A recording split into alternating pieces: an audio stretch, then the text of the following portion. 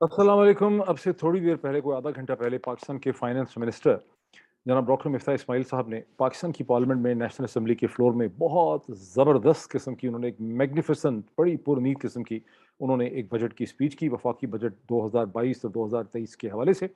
जिसमें उन्होंने कौम को ये बताया, अपने सुनने वालों को ये बताया कि किस तरह से उनकी हुकूमत ने बहुत ही दूरदर्श किस्म के फैसले कर लिए हैं पाकिस्तान में ग्रोथ को बढ़ाने के लिए, डेवलपमेंट करने के लिए, सूबों के लिए दिफा को मजबूत करने के लिए, पाकिस्तान की एजुकेशन के लिए। पाकिस्तान ख़ास कर उन्होंने कहा कि हुकूमत को एहसास है कि गरीब जो तबका है उसके लिए कितनी मुश्किलात हैं, ख़ास करके जो तनख्वाहदार तबका है उसके लिए कितनी ज़्यादा मुश्किलात हैं, और उसके लिए जो बहुत अहम फैसले हैं उस पर उन्होंने रोशनी डाली। अब ऐसा है कि अगर आप इस किस्म की स्पीच को, पहली स्पीच नहीं है,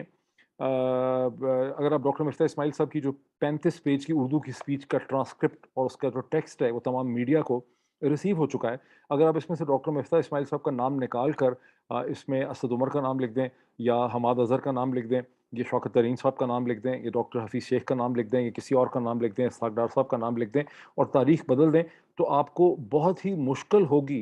ये एहसास लगाने के लिए। आपको समझ ही नहीं आएगी किस साल की ये स्पीच है, बिकॉज़ पाकिस्तान की हर दफ़ा जो बजट की स्पीच होती है उसमें इसी किस्म के वादे जो हैं, अहद व पैमान जो हैं, वो किए जाते हैं। और इसी किस्म की स्पीच जो है वो ग़ालिबन आज से 1 साल पहले हमाद अज़हर साहब ने की थी, उससे पहले डॉक्टर हफ़ीज़ शेख साहब करते रहे, उससे पहले असद उमर साहब ने एक दफ़ा ऐसी स्पीच शायद की। असद उमर साहब से पहले 2018 में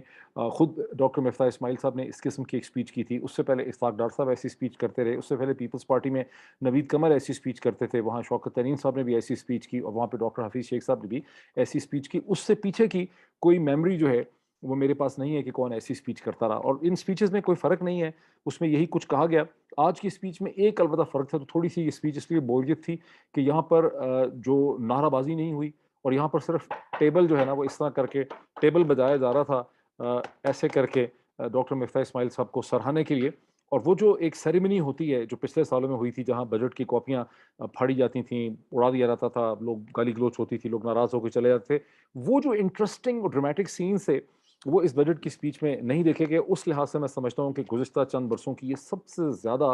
बोरिंग जो है बजट की स्पीच थी। सूरत हाल क्या है? सूरत हाल ये है कि पाकिस्तान जो है, और ये जो बजट की स्पीचेज़ होती हैं, चूँकि मैं मीडिया में काम करता हूँ, मैंने आज बजट के हवाले से एक स्पेशल ट्रांसमिशन भी की थी 1 से 3 बजे के दरमियान।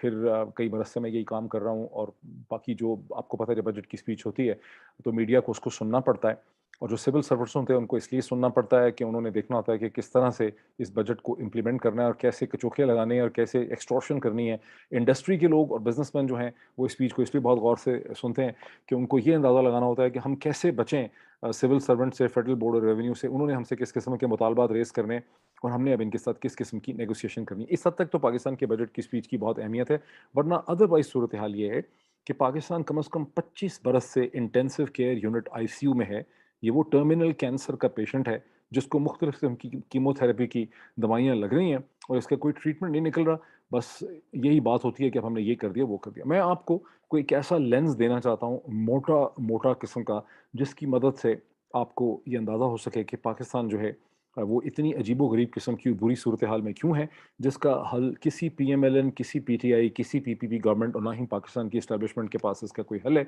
और उसकी वजह ये है कि जब बहुत बड़ी तब्दीलियाँ दुनिया के माशी ढांचे में आ रही थीं 1980 के आखिर में और 1990 की दहाई में, आज से 22 बरस 30-32 बरस पहले, तो उस वक़्त पाकिस्तान के जो डिसीजन मेकर्स थे, पॉलिसी मेकर थे, सियासी जमातें थीं, एस्टेब्लिशमेंट थी, उनको ये समझ ही नहीं आया कि दुनिया किस डायरेक्शन के ऊपर जाने लगी है, दुनिया में क्या हो रहा है, और अगर समझ आया भी तो उन चीज़ों को उस अंडरस्टैंडिंग को कहीं कंक्रीट शक्ल में इम्प्लीमेंट नहीं कर सके। फेलियर ऑफ विजन भी था, फेलियर ऑफ अंडरस्टैंडिंग भी थी, फेलियर ऑफ कमिटमेंट भी था, और बहुत सी कमज़ोरियाँ रही हैं उस किस्म की, ठीक। तो मैं आपको बताता हूँ कि वो बड़ी-बड़ी तब्दीलियाँ क्या थी। एक तो बड़ी तब्दीली ये थी कि 1986 से लेके 1994 के दरमियान में general agreement on tariff and trade GATT, जो अक्टूबर 1947 से दुनिया के ट्रेड को रेगुलेट करता था, उसके हवाले से एक नया मैकेनिज्म दुनिया लेकर आ रही थी, जिसमें 160 से ज़्यादा ममालिक इंक्लूडिंग पाकिस्तान, और चीन उसका उस वक़्त हिस्सा नहीं था उन नेगोशिएशंस का, but general agreement on tariff and trade GATT को रिप्लेस करने के लिए और वर्ल्ड ट्रेड ऑर्गेनाइजेशन डब्ल्यूटीओ को क्रिएट करने के लिए 8 बरस तक यूरुग्वे राउंड हुआ। ये दुनिया की तारीख का एक बहुत ही इम्पोर्टेंट, ट्रेड के हवाले से, इकोनॉमिक्स के हवाले से, इंटरनेशनल रिलेशंस के हवाले से एक बहुत इम्पोर्टेंट ये इवेंट था, ये एक डेवलपमेंट थी, ये एक प्रोसेस था, جس میں ملکوں نے نیگوسیشن ٹیمز بنائی اور انہوں نے اپنے اپنے انٹرسٹ کے لیے نیگوشیٹ کیا. پاکستان اس کا پارٹ تھا, چین اس کا میرا خیال ہے اس وقت پارٹ جو ہے وہ نہیں تھا. اس کے نتیجے میں ورلڈ ٹریڈ آرگنائزیشن جنوری 1995 میں کریٹ ہو گئی, اور ورلڈ ٹریڈ آرگنائزیشن نے دنیا کے ٹریڈ کے اندر انٹلیکچوئل پراپرٹی اور سروسز کو ریگولیٹ کرنے کے آئیڈیاز جو ہیں, مطلب بیسکلی اس کا ایک پروٹوکول, اس کا ریگولیٹری فریم ورک, اس کے لاز جو ہیں اس کو ڈیولپ کرنا شروع کر دیا. اور 1995 سے اب تک ورلڈ ٹریڈ آرگنائزیشن جو ہے اس کے لاز میں مسلسل جو ہے ڈیولپمنٹ بھی ہو رہی ہے, وہاں آربیٹریشن بھی ہوتی ہے, اور دنیا ٹریڈ کے اس لیول سے بہت زیادہ آگے جا چکی ہے. 1995 کے اندر جب یوروگائی راؤنڈ ختم ہوا دسمبر 1994 میں, اور 1995 کے شروع میں ورلڈ ٹریڈ آرگنائزیشن بن گئی, تو اس وقت ان تمام ممالک نے, جس میں ڈیولپ کنٹریز ہیں, جس میں خاص کر کے یونائٹڈ اسٹیٹس ہے, یورپ ہے, جن کی مارکیٹس بہت زیادہ ایبزارب کرتی تھیں ترقی پذیر ممالک کے پروڈکٹس کو, وہاں یہ فیصلہ ہوا کہ جو کوٹا سسٹم, جو کوٹاز دیے گئے تھے مختلف ممالک کو ٹیکسٹائل کے اندر, فیبرک میں, جس میں کروڈ ٹیکسٹائل بھی تھی, کاٹن بھی تھا, را کاٹن بھی تھی, اور اس میں مینوفیکچرڈ پروڈکٹس بھی تھے, ان کوٹاز کو 10 سال کے اندر آہستہ آہستہ ختم کر دیا جائے گا, کوٹاز کو ایبولش کر دیا جائے گا. یہ اصولی طور پر یہ فیصلہ وہاں پر ہو گیا. اس وقت چین جو ہے وہ ورلڈ ٹریڈ آرگنائزیشن کا حصہ نہیں تھا, چین اس کا حصہ بنا 2003 کے اندر. اب اس کی امپورٹنس کیا ہے پاکستان کے پوائنٹ آف ویو سے اور باقی ساری دنیا کے حوالے سے, وہ میں ابھی آپ کے سامنے رکھتا ہوں. دوسری جو بڑی ڈیولپمنٹ ہوئی وہ یہ کہ 1989 کے آخر میں, غالباً نومبر 1989 میں, Berlin wall, the fall of the Berlin wall ہو گئی. جب برلن وال فال ہوئی تو that was the beginning of the unravelling, اور ایک تو ایسٹرن یورپ کے ممالک آزاد ہونے لگ گئے سوویت یونین کے تسلط سے. جو ایسٹرن بلاک تھا یورپ کا اس نے کولیپس کرنا شروع کر دیا. وہاں پہ سو کالڈ فریڈم موومنٹ تھی, وہ واقعی فریڈم موومنٹس تھیں, ان کو ریولیوشنز بھی کہا گیا, اور یہ سارے ممالک جس میں ہنگری, چیکوسلواکیا اور بہت سے ملک جو سوویت یونین کے آئرن ڈوم کے اندر یا آئرن پروٹیکشن میں تھے, وہ آزاد ہو گئے. اور ان کے اندر یہ خواہش تھی کہ وہ مغرب کے, خواہش تھی یا نہیں تھی, برحال کوشش یہ ہوئی, کچھ ان کی خواہش تھی, کچھ مغرب کی خواہش تھی کہ وہ مغرب کا جو کیپٹلسٹک سسٹم ہے اس کا حصہ بن جائے. یہ وہی چیز ہے جس کے اوپر فرانسس فوکویاما کی مشہور کتاب 1989-1990 میں آئی تھی, جس کا عنوان تھا دی اینڈ آف ہسٹری, اور جس کا عنوان یہ تھا کہ دنیا میں جو اکنامک موڈ آف پروڈکشن ہے, جس کے بارے میں ڈفرینٹ تھیریز رہی ہیں, سوشلسٹ, کیپٹلسٹ اینڈ مارکسسٹ, وہ تھیریز اب کولیپس ہو گئی ہیں. جو کیپٹلزم کی رائول تھیریز تھیں وہ کولیپس ہو گئی تھیں, اینڈ ہینس فورتھ دنیا اب ایک کیپٹلسٹک موڈ آف پروڈکشن سے ہی چلے گی, اور یوں مغرب کی نظریاتی ایڈیولوجیکل جو ہے وہ فتح ہو گئی ہے. سو سوویت یونین کا کولیپس امیننٹ تھا, اور 1991 میں سوویت یونین کا فارملی کولیپس ہو گیا. یہ دو بڑی ڈیولپمنٹس ہیں, ان کو اگر آپ ذہن میں رکھیں تو آپ کو پھر آگے سمجھ آئے گا کہ پاکستان کے ساتھ کیا ہوا. 1990 میں میرا خیال ہے کہ نواز شریف صاحب کی پہلی حکومت ایز پرائم منسٹر آ گئی, اور اس کے بعد نواز شریف صاحب کی اس حکومت نے economic liberalisation, opening of the economy کے اوپر کام کیا, جس میں بہت سے قوانین بنائے گئے, جس میں یہ بھی کہا گیا, ایک قوانین انہوں نے کچھ تو قوانین, اچھا اب یہ ہے کہ نواز شریف صاحب کو بلیم نہیں کر سکتے, بیکاز نواز شریف صاحب اور ان کی حکومت, ان کی پارٹی جو ہے وہ کبھی بھی آئیڈیاز کی ڈیبیٹ کے لیے پیدا نہیں ہوئی تھی. وہ تو پیپلز پارٹی کو پنجاب سے فارغ کرنے کے لیے جنرل ضیاء الحق نے اس پارٹی کی تشکیل کی تھی, اس کو پروموٹ کیا تھا, اور اب ان کو جب پاور ملی تو اس کے ساتھ ہی آئیڈیاز تو ہمیشہ مغرب سے ہی آتے ہیں. تو اب چونکہ یوروگائی راؤنڈ چل رہا تھا اور سوویت یونین کا کولیپس ہو گیا تھا, اینڈ آف ہسٹری لکھی جا چکی تھی, اس لیے مغرب کے ملٹی لیٹرل انسٹیٹیوشنز کے ذریعے امریکہ نے اور ویسٹرن کنٹریز نے یہ آئیڈیاز پروموٹ کیے کہ یہ جو ڈیولپنگ کنٹریز ہیں, پاکستان کی طرح کے, انڈیا کی طرح کے, اور جتنے بھی افریقہ کے کنٹریز ہیں, مڈل ایسٹ کے کنٹریز ہیں, جہاں جہاں ایسٹ ایشیا کے کنٹریز ہیں, ان کو, ان کی اکانومیز کو لبرلائز کیا جائے. اور اس کا جو attractive side of the argument تھی فرنٹ اینڈ پہ, وہ یہ تھی کہ جب یہ اکانومیز لبرلائز ہوں گی تو یہاں پر بہت زیادہ میسو ویلتھ کریشن ہوگی, اکنامک ایکٹیویٹی ہوگی, فری ٹریڈ ہوگا, سروسز, اور یہ انڈسٹریز جو ہیں پرانے موڈ آف پروڈکشن سے جہاں انہوں نے اپنے آپ کو پروٹیکٹ کر رکھا ہے, اپنی پریمیٹیو انڈسٹری کو یا ایگریکلچر کو, اس کی جگہ یہ سروس انڈسٹری کی طرف موو کریں گے. اور ایڈم اسمتھ کا جو ویلتھ آف نیشنز کا کانسیپٹ ہے, اب وقت آ گیا ہے کہ اس کو امپلیمنٹ جو ہے کیا جائے. نواز شریف صاحب کی حکومت چونکہ کبھی بھی کوئی ایڈیولوجیکل قسم کی حکومت نہیں تھی, اس کا کوئی ایڈیولوجیکل بیک گراؤنڈ نہیں تھا, آپ ان کو بلیم بھی نہیں کر سکتے. پاکستان کی کسی بھی سیاسی جماعت کا کوئی ایڈیولوجیکل بیک گراؤنڈ ہے ہی نہیں گزشتہ 30 برس سے, اور نہ ہی پاکستان کی اسٹیبلشمنٹ کی کوئی انڈرسٹینڈنگ تھی لارجر اکنامک موومنٹس اور اس کی امپلیکیشنز کے اوپر. سو ہندوستان کو بھی وہ آئیڈیاز دیے گئے, لیکن ہندوستان کی بیوروکریسی اور وہاں کی سیاسی جماعتیں ایڈیولوجیکل تھیں, وہ بہت کنسرویٹو تھے, انہوں نے ان آئیڈیاز کو ریجیکٹ کر دیا, اور انہوں نے یہ فیصلہ کیا کہ وہ اپنی اکانومی کو جس طرح سے مغرب کہہ رہا تھا اس طرح سے اوپن نہیں کریں گے, اسے لبرلائز نہیں کریں گے, اپنے کیپٹل کنٹرولز کو ختم نہیں کریں گے, وہ اور زیادہ टाइट हो गए। उन्होंने और किस्म के फैसले किए, उनको बदलती हुई दुनिया की समझ आ गई। फॉर इंस्टेंस न्यू दिल्ली ने ये फैसला किया कि सोवियत यूनियन के कोलैप्स के बाद सिक्योरिटी स्ट्रक्चर जो है वो चेंज हो गया है। उन्होंने वाया तेल अवीव इसराइल को बिफ्रेंड करके, रिकग्नाइज करके वाशिंगटन में लैंड किया, बिकॉज वो पहले सोवियत यूनियन के या लेफ्टिस्ट ब्लॉक का हिस्सा थे, और यूं उन्होंने अपने असर रसूख में इजाफा किया, जिसके ऊपर मैं कई दफ़ा बात कर चुका हूँ। लेकिन उन्होंने अपनी इकोनॉमी को लिबरलाइज नहीं किया। नवाज शरीफ साहब वगैरह की जो हुकूमत थी, उन्होंने बहुत से इकदाम उठाए पाकिस्तान को एक सर्विस ओरिएंटेड इकोनॉमी बनाने के लिए। उन्होंने इकोनॉमी को लिबरलाइज करने में वो जनरली उन्होंने यकीन किया। उनको जो आइडियाज़ वर्ल्ड बैंक की तरफ से, एशियन डेवलपमेंट बैंक की तरफ से और मगरबी इंस्टीट्यूशंस की तरफ से दिए जा रहे थे, जो बेसिकली तौर पे अमेरिका में एक यूनिवर्सिटी है, यूनिवर्सिटी ऑफ शिकागो, और शिकागो स्कूल ऑफ इकोनॉमिक्स या शिकागो स्कूल की जो थॉट थी, जिसको वाशिंगटन कंसेंसस कहा जाता है, उसके तहत उन आइडियाज़ को एक ऐसी हुकूमत ने और एक ऐसी इस्टेब्लिशमेंट ने जिसके अपने माइंड में कोई इकोनॉमिक आइडियाज़ जो थे किसी किस्म के नहीं थे, ना ही उसकी कोई सेंस ऑफ हिस्ट्री थी, उन्होंने उन आइडियाज़ को एक्सेप्ट कर लिया, और चूँकि उनकी और उन्होंने उसको लेके इम्प्लीमेंट करना शुरू कर दिया। दरमियान में ही नवाज़ शरीफ साहब की हुकूमत और इसहाक डार साहब ने अपना भी सोचा कि फ़ायदा कर लें, और उन्होंने ऐसे लॉज़ भी बनाए जिसमें अगर आपको पाकिस्तान से बाहर से करोड़ों डॉलर बहुत बड़ी तादाद में पैसे जो हैं वो आ जाते हैं, तो आपसे किसी किस्म के क्वेश्चन जो हैं वो नहीं पूछे जाएंगे, जिसमें मकसद ये था कि जो कंस्ट्रक्शन प्रोजेक्ट्स या प्रोजेक्ट्स में से जो किकबैक कमीशन मिलेंगे, पैसा मिलेगा, उसको आप घुमा के बाहर ले जाएंगे, उसको वापस ले आएंगे, और यूँ वो पैसा जो है वो कोशर हो जाएगा, और वो साफ़ हो जाएगा, मनी मतलब उसको आप साफ़ करके, क्लीन करके पाकिस्तान में वापस ले आएँगे, और वो क्लीन पैसा लगेगा। तो उन्होंने अपनी भी दरम्यान में सर्व करने की अपने आप को कोशिश की। लेकिन नतीजा ये हुआ कि बहुत तेज़ी से by the middle of 1990s Pakistan जो एक सर्विस इंडस्ट्री जिसमें नहीं थी, या जिसमें सर्विस इकोनॉमी का कंपोनेंट बहुत थोड़ा था, उसने बहुत तेज़ी से एक सर्विस इकोनॉमी की शक्ल इख्तियार करनी शुरू कर दी अगले 10 साल के अंदर। और उसकी जो एग्रीकल्चर फ़ोकस था वो कमज़ोर हो गया। बहुत से ऐसे सेक्टर्स उसके, जैसे हेल्थ है, जो एजुकेशन है, जो इससे पहले फर्मली एक सोशलिस्ट इकोनॉमी के तौर पे गवर्नमेंट के कंट्रोल में होते थे, जहाँ गवर्नमेंट का ये काम था कि वो लोगों को हाई स्टैंडर्ड एजुकेशन प्रोवाइड करे, उनको बेहतर हेल्थ सर्विसेज दे। और मैं आपके सामने पाकिस्तान के उस एजुकेशनल सिस्टम का प्रोडक्ट हूँ। जब मैं मंगला कैंटोनमेंट स्कूल में पढ़ता था, तो मैं देता था 23 रुपये स्कूल की फ़ीस में। मेरी छोटी बहन जो थी, उसको डिस्काउंट कंसेशन था, वो 13 रुपये देती थी। तो ये जो हाई हमें जो, और वही वो एजुकेशन थी जिसकी जिसकी बेसिस पे मैंने सेंट्रल सुपीरियर सर्विसेज में 17th पोजीशन ली। मैंने मेडिकल कॉलेज में मैं पहुंचा, मैंने कोलंबिया यूनिवर्सिटी में compete करके मैं गया वहाँ पर। उसके बाद मैं पाकिस्तान से नंबर 1 ब्रिटानिया शेवरिंग स्कॉलर बना। तो वो सरकार की और पाकिस्तान की रियासत की दी गई हुई एजुकेशन थी। मैं कोई एचएसएन का प्रोडक्ट नहीं हूँ, मैं किसी ग्रामर सिस्टम का, लाहौर ग्रामर स्कूल का प्रोडक्ट नहीं हूँ, और मैं अकेले ही नहीं हूँ, हज़ारों पाकिस्तानी जिन्होंने 1980s में, अर्ली 1990s तक अपनी एजुकेशन मुकम्मल की, उनको रियासत पाकिस्तान ने और पाकिस्तान के स्टेट इंस्टीट्यूशंस ने सस्ती, सब्सिडाइज, हाई क्वालिटी एजुकेशन जो है वो प्रोवाइड की। जो पिछली जनरेशन थी 1950s की, 60s की, 70s की, 80s की, उनको ये फैसिलिटी मिली। 90s ऑनवर्ड ये फैसिलिटी खत्म हो गई, but that's just a digression from the point. So basic चीज़ है कि पाकिस्तान की इकोनॉमी की साख्त और स्ट्रक्चर जो है वो चेंज होने लग गया। ओपन लिबरलाइजेशन हो गई, रुपया बाहर ले जाया जा सकता था, आम आदमी रुपया बाहर नहीं ले जा रहा था। पाकिस्तान का बाअसर जो एलीट तबका था, उसको ये फैसिलिटी हासिल हो गई, उसने ये पैसा जो है वो पाकिस्तान से बाहर जो है वो ले जाना शुरू कर दिया। इसके साथ ही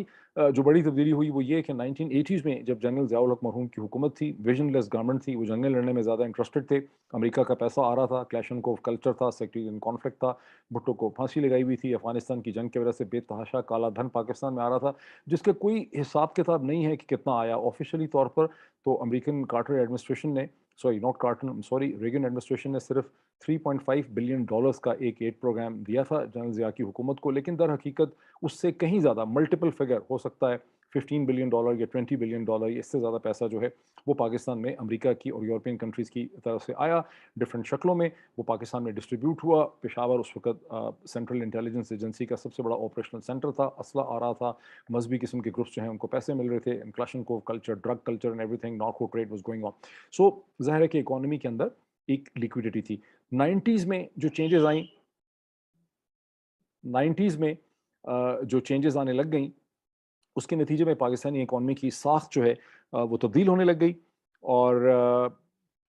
बाय द टाइम ऑफ 1998 जब पाकिस्तान ने न्यूक्लियर एक्सप्लोजन्स किए मई 1998 में, तो उस वक्त पाकिस्तान की इकोनॉमी पहले ही बहुत बुरी शक्ल में थी और ऑलमोस्ट बैंक्रप्सी की वर्ड्स पे चली गई। बैंक्रप्सी से बचाने के लिए जो फ्री लिबरलाइजेशन के नतीजे में लोगों को कहा गया था कि आप यहाँ पे dollar account, pound account, foreign currency accounts रख सकते हैं, उन्हें अचानक उनके ऊपर डाका मारा गया, शबखून मारा गया, और नेशनल सिक्योरिटी का, मुल्क के वसी तर मफाद की जिक्र करके हुकूमत ने वो 11 बिलियन डॉलर जो हैं लोगों के छीन लिए। और उस वक्त जैसे ही हुकूमत ने वो इकदाम किया, 60 डॉलर जो है اس کی مارکیٹ ریٹ جو تھا وہ 63-64 ہو گیا، اور میرے پیرنٹس سمیت بہت سے لوگ جو ہیں وہ $11 بلین جن لوگوں نے بینک اکاؤنٹس میں رکھے ہوئے تھے اپنی پراپرٹی بیچ کے، یہ سمجھ کے کہ سیکیورٹی ہے، اپنے آپ کو انفلیشن سے پرزرو کر رہے ہیں، ان کے پیسے لے کے ان کو 46 روپیز جو ہیں وہ دے دیے گئے۔ اور وہ جو ڈاکہ مارا پاکستان کے ڈالر اکاؤنٹس میں، اس وقت بھی جو پاکستان کی ایلیٹ پولیٹیکلی انٹرینچ اور طاقتور لوگ تھے، انہوں نے وہ فیصلہ کرنے سے پہلے ڈالر خریدے 46 روپیز کے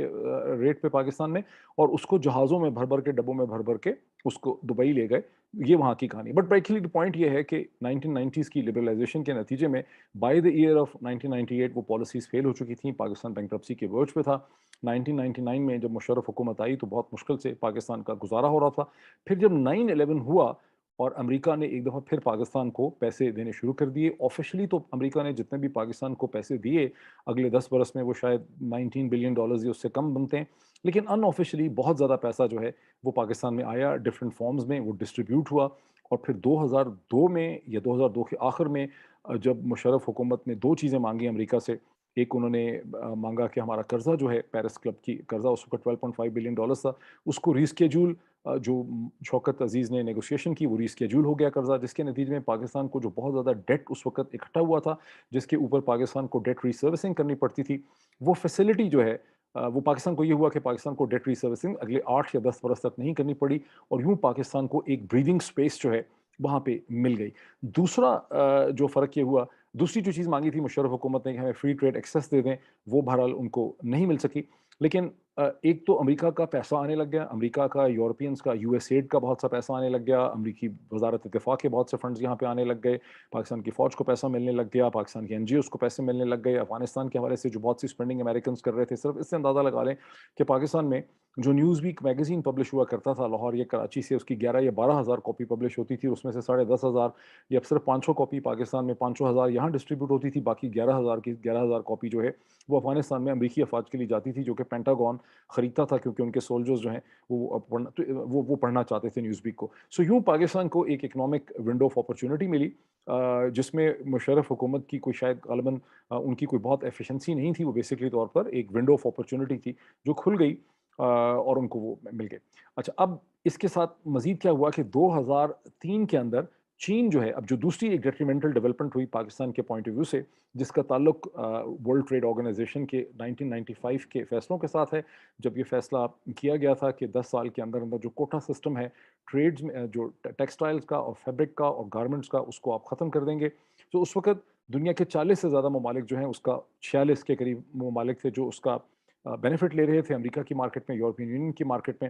اور چین جب 2003 میں ممبر بن گیا ورلڈ ٹریڈ آرگنائزیشن کا، تو چینی بزنسز نے یہ کہا کہ جو کمٹمنٹ کی گئی تھی 1995 میں WTO میں کوٹا سسٹم کو ختم کرنے کی، اس کو امپلیمنٹ کیا جائے۔ جو پاکستان، ہندوستان سمیت ملک تھے، انہوں نے ریزسٹ کرنے کی کوشش کی، لیکن چائنیز پریویلڈ اور کوٹا سسٹم ختم ہوا، اور ایک کمپیٹیٹو مارکیٹ جو ہے ٹیکسٹائل اور ٹیکسٹائل پروڈکٹس کی، وہ کریٹ ہو گئی۔ اس وقت بھی اس ٹیکسٹائل کی کمپیٹیٹو مارکیٹ سے پہلے بھی چین ڈائریکٹلی انڈائریکٹلی 40% ٹیکسٹائل پروڈکٹ جو ہے وہ دنیا کو فیڈ کر رہا تھا، ویسٹرن ورلڈ کو، تھرو ڈفرینٹ کنٹریز، لیکن اب وہ اس نے لیگلی فیڈ کرنا شروع کر دیا۔ پاکستان کو اب مقابلہ کرنا پڑ گیا ان ٹیکسٹائل ایکسپورٹرز کے ساتھ، جس میں ہندوستان تھا، جس میں ویتنام تھا، جس میں بنگلہ دیش تھا، جس کے اندر اور بھی بہت سے کنٹریز تھے، اور پاکستانی پروڈکٹس کبھی بھی کمپیٹیٹو ثابت نہیں ہوئیں۔ اور سبسیکوئنٹلی جیسا کہ آپ نے دیکھا کہ 1990 سے ہی پاکستان نے جو انرجی، چونکہ 80s میں کوئی سوچا ہی نہیں تھا ڈیم بنانے کا اور چیزوں کا، تو جو انرجی کے پروڈکٹس 90s میں لگنے لگ گئے، انڈیپینڈنٹ پاور پروڈیوسرز کے نام سے ایک پہلی پالیسی آئی 1994 میں، دوسری پالیسی آئی 2002 میں، اس کے بعد آپ نے دیکھا کہ پھر سی پیک میں پالیسیز آئی۔ تو پاکستان نے اس خطے کی سب سے مہنگی انرجی اور الیکٹرسٹی پیدا کرنی شروع کر دی، جس کی وجہ سے پاکستان کی وہ textile industry, export oriented industry, جو پہلے بھی کوئی بہت زیادہ ماڈرن نہیں تھی، بہت کمپیٹیٹو نہیں تھی، اس کا کوئی بچا کچا بھی دم خم جو تھا وہ نکل گیا، اور پاکستان اپنے پروڈکٹس کو دنیا کے سامنے سیل نہیں کر سکا۔ یہ وہ ایک فنڈامنٹل ریالٹیز ہیں جس کے نتیجے میں پاکستان جو ہے اس کی اکانومی جو ہے وہ آئی سی یو میں چلی گئی mid-90s میں، اور آئی سی یو میں ہی رہی، اور اگر ٹیمپرری طور پر اس میں سے آپ کو باہر نکلتی نظر آئی ہے، جیسے مشرف رجیم کے زمانے میں نظر آئی، تو اس کی وجہ وہ ونڈ فال تھا جو پیرس کلب کی ریسکیجولنگ سے ہوا، جو یو ایس ایڈ کے پیسوں کی وجہ سے ہوا، جو امریکہ اور یورپ کے پیسوں کی وجہ سے ہوا، لیکن خود سے کسی پاکستانی حکومت کے پاس کبھی کوئی ویژن نام کی چیز، کوئی پلاننگ نام کی چیز، کبھی کوئی انٹیلیجنٹ تھنکنگ ایسی چیز نہیں تھی جس قسم کی اسپیچ اب سے आधा घंटा 45 मिनट पहले डॉक्टर मिफ्ता इस्माइल ने की। इस किस्म की स्पीचेस तमाम पाकिस्तान के फाइनेंस मिनिस्टर करते रहे हैं। और चूंकि हुकूमतें भी 1988 के बाद जनरल ज़ियाउल हक को ये फ़ायदा था कि उनकी हुकूमत तो 11 बरस चली, तो वो कम अज़ कम कुछ ना कुछ इकनॉमिक प्लानिंग वगैरह कर सकते थे। लेकिन उनके बाद जो हुकूमतें बनी वो 2-2 ढाई-ढाई साल की हुकूमतें थी। 20 बरस की पहली हुकूमत मोहतरमा बेनज़ीर भुट्टो की थी, फिर कोई 3 साल की हुकूमत 1990 से 93 में नवाज़ शरीफ साहब की आई, फिर उसके बाद एक 3 बरस की हुकूमत मोहतरमा बेनज़ीर भुट्टो की आई। 1993 से लेके, ये 94 से लेके 1996 तक 2 ढाई बरस की उनकी हुकूमत थी, 3 बरस की हुकूमत थी। उसके बाद दोबारा 1997 में नवाज़ शरीफ साहब की हुकूमत आई, जो भी ढाई बरस चली, 3 बरस अपने कंप्लीट ना कर सकी। और फिर उसके बाद जनरल मुशर्रफ की हुकूमत आ गई, जो तकरीबन 9 बरस चली। उसके बाद पीपल्स पार्टी की गवर्नमेंट ने 5 साल मुकम्मल किए, फिर नवाज शरीफ साहब की हुकूमत ने 5 साल मुकम्मल किए, और फिर पौने 4 साल मुकम्मल किए इमरान खान की हुकूमत ने। इनमें से किसी भी हुकूमत के बस में ये नहीं था कि इस इकोनॉमिक क्राइसिस का, जो पाकिस्तान आईसीयू में है, इसका कोई हल निकाल सके। पाकिस्तान सिर्फ आईसीयू टू आईसीयू ही शिफ्ट होता रहा है। उसके पास कोई भी लॉन्ग टर्म विजन या प्लानिंग की एबिलिटी या रिसोर्सेज जो हैं किसी भी स्टेज पे एग्जिस्ट नहीं करते थे। अभी इसका क्या सोल्यूशन है? आप में से बहुत पढ़े लिखे लोग हैं, आप में से बाज़ लोग फाइनेंस के हैं, बाज़ लोग बैंकिंग के हैं, कुछ ने इंटरनेशनल ऑर्गेनाइजेशन में काम कर चुके हैं। नीचे कमेंट करें अगर आपकी ज़हन में कोई आइडिया आता है कि पाकिस्तान इस सूरत हाल से कैसे निकल सकता है, तो आप ज़रूर मुझे बताएं। I would be very ready to learn from you. जैसे कि आप बहुत सी मेरी मिस्टेक्स भी पॉइंट आउट करते हैं, विच आई एम वेरी ग्लैड कि आप पॉइंट आउट करते हैं, उसको भी मैं एक्सप्लेन करूंगा। जैसे डॉक्टर रॉबिन कुक के हवाले से मैंने क्या मिस्टेक किया between sodium chloride and potassium chloride, तो वो भी मैं तो ये भी हम देखते हैं कि आप इसमें बताएं, अपना विजन लेके आएँ। अब आ जाती है बात कि तकरीर हर में कहा जाता है कि पाकिस्तान को मजबूत बनाया जाएगा, दुश्मन जो है वो पाकिस्तान की तरफ मैली आंख से नहीं देख सकेगा। बिल्कुल सही है, पाकिस्तान के जोग्राफिकल बॉर्डर्स तो अभी तक सिक्योर हैं, पाकिस्तान की बहुत बड़ी फौज भी है, पाकिस्तान के पास 100 से ज़्यादा वॉरहेड्स भी हैं न्यूक्लियर, और पाकिस्तान जो है उसके पास कई सौ हवाई जहाज़ हैं, फाइटर प्लेन्स हैं, उसके पास शायद कई हज़ार शायद टैंक होंगे और आर्मोर्ड व्हीकल्स होंगी, और बहुत बड़ी फौज है, और फिर बहुत बड़ी ब्यूरोक्रेसी है, और पाकिस्तान के 22 से 25 करोड़ के दरमियान की आवाम है। लेकिन पाकिस्तान की economic sovereignty for all practical purposes खत्म हो चुकी है। मिड 90s में ही, स्टार्टिंग फ्रॉम 91 92, जब नवाज शरीफ साहब की हुकूमत थी और वाशिंगटन कंसेंसस शेप हो रहा था अंडर द शिकागो स्कूल, तो मल्टीलैटरल एजेंसीज ने पाकिस्तान को इससे पहले 1960 70s 80s में पाकिस्तान की जो वो हेल्प करते थे, वो प्रोजेक्ट बेस्ड फाइनेंसिंग होती थी, जैसी अभी भी इंडिया में चलती है। यानी कि वो मदद कर देते थे एक कोई डैम बनाने के लिए, बारसक डैम का बनना, मंगला डैम का बनना, तरबेला डैम का बनना, इसमें world bank, Asian development bank, different institutions जो हैं मल्टीलैटरल, उनकी मदद है। लेकिन 90 से एक नया ट्रेंड शुरू हुआ कि प्रोजेक्ट फाइनेंसिंग कम होती चली गई और बजटरी सपोर्ट जो है वो बढ़ती चली गई, और 90s में ही उन्होंने बेसिकली एक पॉलिसी बेसिस पे लेंडिंग शुरू कर दी, वर्ल्ड बैंक ने, एशियन डेवलपमेंट बैंक ने। पॉलिसी लेंडिंग का मतलब ये है कि मगरब के इंस्टीट्यूशंस ने ये फैसला किया कि वो तरक्की पजीर ममालिक की जो पॉलिसी डिसीजन मेकिंग टेबल है उसके ऊपर बैठेंगे, उसका हिस्सा बनेंगे। अब ये प्रोसेस यहाँ तक पहुंच चुका है इस वक्त जहां हम खड़े हैं 2022 में, कि 75 से 80% जो लेंडिंग करते हैं world bank, Asian development bank और बाकी जो भी बैंक हैं, डिफिड है, यूके एड जिसे कहते हैं, ये अब पॉलिसी लेंडिंग होती है, ये बजटरी सपोर्ट में होती है, ये प्रोजेक्ट फाइनेंसिंग नहीं होती बड़े हाइड्रो इलेक्ट्रिक डैम बनाने के लिए। इसके मुकाबले में चीन ने गुज़श्ता चंद वर्षों में पाकिस्तान को जो लेंडिंग की है वो पॉलिसी लेंडिंग नहीं है, वो स्ट्रक्चरल और प्रोजेक्ट लेंडिंग है, जिसमें प्रोजेक्ट्स का वो हिस्सा बने, उसके ऊपर वो अपना रिटर्न जो है वो मांगते हैं। दोनों चीज़ों में बहुत ज़्यादा फर्क है। इसका नेट इफेक्ट ये है कि अब IMF ये कहता है कि पाकिस्तान की अफवाज जो हैं उनका अकाउंट जो उन्होंने डिफरेंट खोले हुए हैं MCB के अंदर या अस्करी बैंक में या मुख्तलिफ बैंक्स में, उनको कंसोलिडेट करें एक बैंक में, स्टेट बैंक में या नेशनल बैंक में लेके जाएं, ताकि हम देख सकें कि ये एक्सपेंसेस जो हैं उसमें ट्रांसपेरेंसी होनी चाहिए। इसी तरह वो कह रहे हैं कि पाकिस्तान ने जो रिटर्न ऑन इक्विटी दिया है चाइनीज़ कंपनीज को, इंडिपेंडेंट पावर प्रोड्यूसर्स को, उसके अंदर भी हम समझते हैं कि ज़्यादा रिटर्न दिया है, उसकी भी ट्रांसपेरेंसी होनी चाहिए, उसका भी रिव्यू होना चाहिए। ये मैं सिर्फ 2 बात की एग्जांपल कर रहा हूँ। अब हर चीज़ की डिसीजन मेकिंग जो है वो मल्टीलैटरल इंस्टीट्यूशंस और IMF के पास ऑन होती चली जा रही है। पाकिस्तान की इकोनॉमिक सॉवरेनिटी जो है वो अब खत्म हो चुकी है। अब किस तरह से पाकिस्तान अपनी इकोनॉमिक सॉवरेनिटी को रेस्टोर कर सकता है, या इकोनॉमिक सॉवरेनिटी खत्म हो जाने की क्या इम्प्लीकेशंस हैं, तो ये बहुत मुश्किल क्वेश्चन है। इस पे बहुत बड़ी डिबेट हो सकती है। डेफिनेटली इस वीलॉग की जो रेंज है या इसके डोमेन से ये इशू बाहर है। लेकिन अब एग्जांपल मैं आपको दे देता हूँ। क्या वो इंस्टीट्यूशंस ये कहते हैं कि लड़कियों के इस किस्म के राइट्स होने चाहिए, औरतों और आदमियों के दरमियान इस किस्म के हकूक होने चाहिए, फलां किस्म के कवानीन जो हैं बनने चाहिए। जैसे अभी कुछ मल्टीलैटरल इंस्टीट्यूशंस ने गुज़िश्ता चंद हफ्तों में ये डिमांड किया था कि इसी बजट के अंदर डॉक्टर मिफ्ता इस्माइल ये ऐलान कर दें कि पाकिस्तान हिंदुस्तान के साथ एक ट्रेड जो है उसको ओपन करेगा। लेकिन फिर उनको ये कहा गया कि स्टेज पे इस हुकूमत के लिए बहुत ज़्यादा मुश्किल है, और इस आइडिया को फॉर द टाइम बीइंग जो है इसको बंद कर दिया गया है. कल को हो सकता है ये डिमांड भी हो कि देखिए आप इसराइल के साथ ओपननेस करें, इसराइल के साथ ट्रेड करें, उसको रिकॉग्नाइज करें. So for all practical purposes this country has lost its sovereignty, because जब इकोनॉमिक सॉवरेनिटी आपकी खत्म हो जाती है तो फिर जो दूसरी सारी सॉवरेनिटी के हम नारे मारते हैं वो वैसे भी मीनिंगलेस हो जाती है. अब इस सिचुएशन से हम कैसे निकल सकते हैं? अगर कल को hypothetically speaking, theoretically speaking election हो भी जाते हैं अक्टूबर नवंबर में और इमरान खान प्राइम मिनिस्टर बन जाते हैं, तो वो भला क्या कर सकते हैं? क्या पाकिस्तान में कोई ऐसी स्ट्रॉन्ग गवर्नमेंट को आने दिया जाएगा जो इंडिपेंडेंट डिसीजन मेकिंग कर सकेगी, जो पाकिस्तान को इकोनॉमिकली रीओरिएंट कर सकेगी, कोई सोल्यूशन निकाल सकेगी? It's a very big question. इसका कोई जवाब मेरे पास नहीं है. मैं कुछ घंटों में दोबारा अभी चीज़ों को देखता हूँ, फिर दोबारा इसको मैं एनालाइज करता हूँ, इसको और बाकी पॉलिटिकल डेवलपमेंट्स को. लेकिन अब तक की मैंने कहा जो मिफ्ता इस्माइल साहब ने शानदार हिस्टोरिक स्पीच की है, इसका कम से कम थोड़ा सा एनालिसिस जो है